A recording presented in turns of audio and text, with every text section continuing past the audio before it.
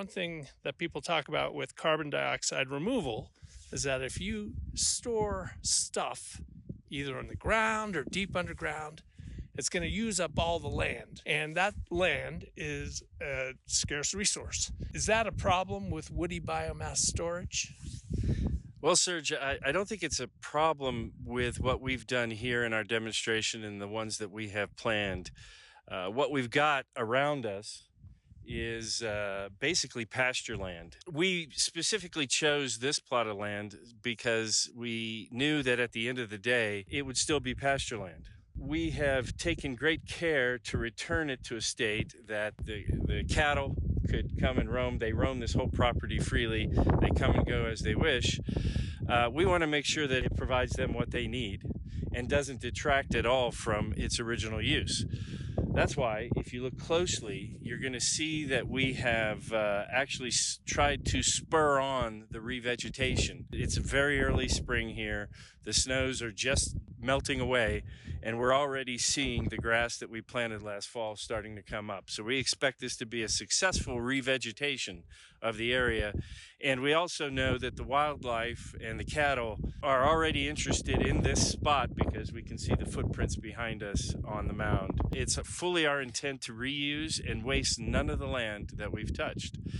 We will return it to its original purpose, which in this case is pasture land. Excellent. So within 6 months of when we started the revegetation process, we already have grass coming up.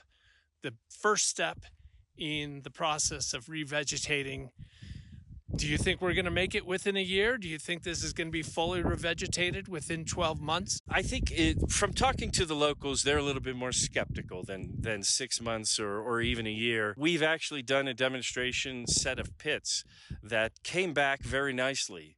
It wasn't quite as extensive as this, and we didn't revegetate all of it. We revegetated the area specifically where we buried the wood and a perimeter around it.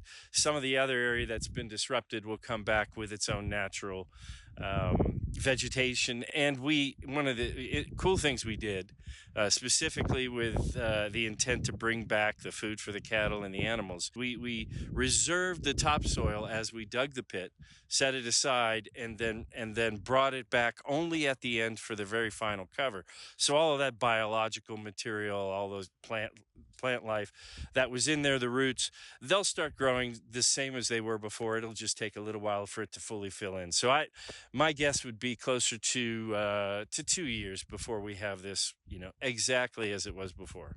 Right. So we're not going to give up on it. We've made an initial stab. It's going to continue. We're going to make sure that it gets completely revegetated. It would be great if it were within 1 year, might be within 2 years, but we're going to keep doing things to accomplish that.